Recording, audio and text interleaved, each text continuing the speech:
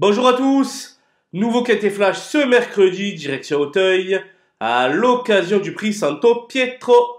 C'est un handicap sur les réservé à la génération des 4 ans.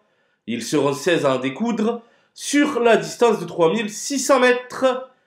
Les 16 concurrents présents au départ ont tous une chance de se glisser à l'arrivée, ce qui rend l'étude de la course très complexe. Et on voit ça tout de suite avec mon analyse.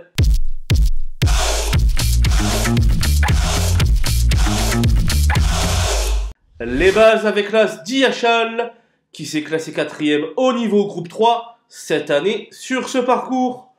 Il a de solides arguments à faire valoir et fait figure de lauréat potentiel. Le 2 Kamikaze du T a couru avec parcimonie cette année, mais très souvent à bon escient.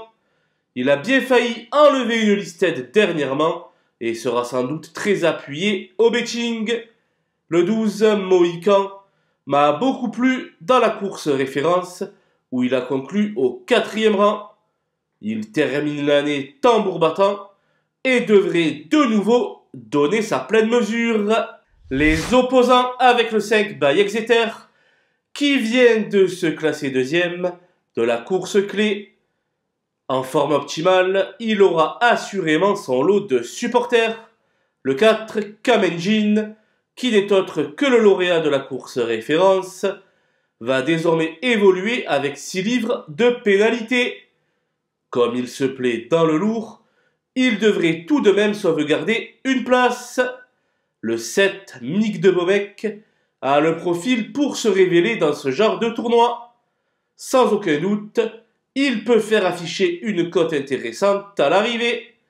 Le 6 Chipora semble barrée pour le podium, mais elle vient par 2 fois de compléter l'arrivée du Quintet.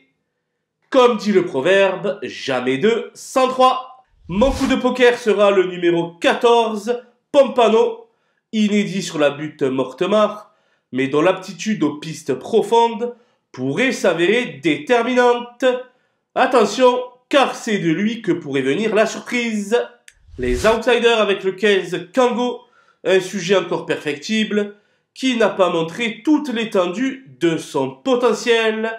En bas de tableau, c'est une alternative crédible aux principaux favoris.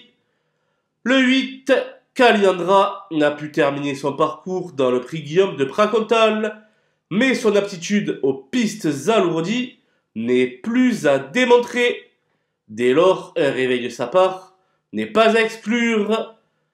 Un léger doute subsiste sur la compétitivité du 3 sur un fil en terrain défoncé. Toutefois, en théorie, sa chance saute aux yeux.